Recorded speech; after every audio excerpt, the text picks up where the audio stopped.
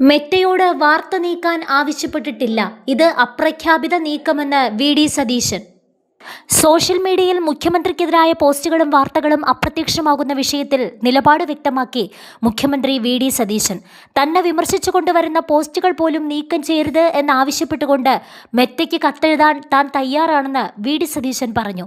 വാർത്തകൾ നീക്കം ചെയ്യിക്കാൻ തനിക്ക് മെറ്റയിൽ യാതൊരു സ്വാധീനവുമില്ലെന്നും അദ്ദേഹം വ്യക്തമാക്കി. താനോ ഓഫീസോ ഈ കാര്യങ്ങളിൽ ഇടപെട്ടിട്ടില്ല. തൻ്റെ ഒഫീഷ്യൽ പേജായ CMO കേരളം എന്ന പേജ് പുനഃസ്ഥാപിച്ചു തരണം എന്ന ആവശ്യം മാത്രമാണ് ഉന്നയിച്ചിട്ടുള്ളത്. അതല്ലാതെ ഒന്നും ചെയ്തിട്ടില്ല. അതും ഇതുവരെ ശരിയായിട്ടില്ല. രത്തൻ ഖേൽക്കർ മെറ്റയോട് സംസാരിച്ചിട്ടില്ല എന്നും മുഖ്യമന്ത്രി വ്യക്തമാക്കി. തന്നെ അഭിനന്ദിച്ചുകൊണ്ടുള്ള പോസ്റ്റുകൾ പോലും മെറ്റ നീക്കം ചെയ്തിട്ടുണ്ടെന്ന് മുഖ്യമന്ത്രി പറഞ്ഞു. താൻ മത്സ്യത്തൊഴിലാളി മേഖലയിൽ ഇടപെട്ടതിനെ അഭിനന്ദിച്ചുകൊണ്ടുള്ള തിരുവനന്തപുരം ആർച്ച് ബിഷപ്പിന്റെ പ്രസംഗവും KCBCയുടെ പോസ്റ്റും ഇത്തരത്തിൽ നീക്കം ചെയ്യപ്പെട്ടു. കേരളത്തിൽ മാത്രമല്ല, തെലങ്കാന, ഹിമാചൽ പ്രദേശ് തുടങ്ങിയ സംസ്ഥാനങ്ങളിലെ മുഖ്യമന്ത്രിമാരുടെ പോസ്റ്റുകളും നീക്കം ചെയ്യപ്പെട്ടിട്ടുണ്ടെന്നും ഇത് മെറ്റയുടെ പോളിസിയിൽ വന്ന മാറ്റമാകാമെന്നും അദ്ദേഹം പറഞ്ഞു. താനോ തന്റെ ഓഫീസോ പറഞ്ഞിട്ട് മെറ്റ മാധ്യമങ്ങൾ കൊടുക്കുന്നത് നീക്കം ചെയ്യുമോ എന്നും അതിനുള്ള സ്വാധീനം തനിക്ക് മെറ്റയിലുണ്ടോ എന്നും വി.ഡി. സതീശൻ ചോദിച്ചു.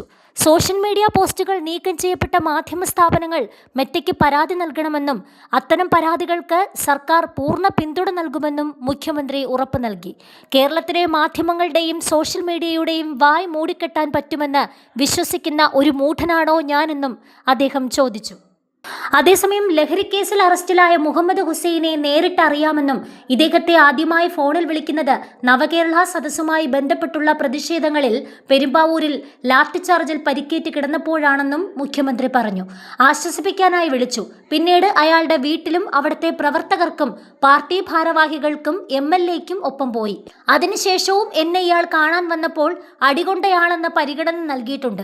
അദ്ദേഹം സോഷ്യൽ മീഡിയ ടീമിലില്ല. പ്രതിപക്ഷ നേതാവായിരുന്നപ്പോഴും ഇപ്പോഴും ഒരു സോഷ്യൽ മീഡിയ ടീം തനിക്കില്ല. ഇദ്ദേഹത്തെ തൂഫാൻ പദ്ധതി പ്രകാരം അറസ്റ്റ് ചെയ്ത് ജയിലിലാണ്. ആരും ഇദ്ദേഹത്തെ പിന്തുണച്ചു പോയില്ല. മുഖ്യമന്ത്രിയുടെ ഓഫീസിൽ ലഹരി കച്ചവടമാണ് എന്ന് ഗോവിന്ദൻ മാസ്റ്റർ പറഞ്ഞു. ഗോവിന്ദൻ മാഷ് ഞങ്ങളുടെ വീടിന്റെ ഐശ്വര്യമാണ്. അതുകൊണ്ടാണ് ഞാൻ ഒന്നും പറയാത്തത്. മുൻ മുഖ്യമന്ത്രിയുടെ പ്രിൻസിപ്പൽ സെക്രട്ടറി സ്വർണ്ണക്കടത്ത് കേസിൽ ജയിലിൽ കിടന്നപ്പോൾ പാർട്ടി സെക്രട്ടറി എവിടെയായിരുന്നുവെന്നും അദ്ദേഹം ചോദിച്ചു.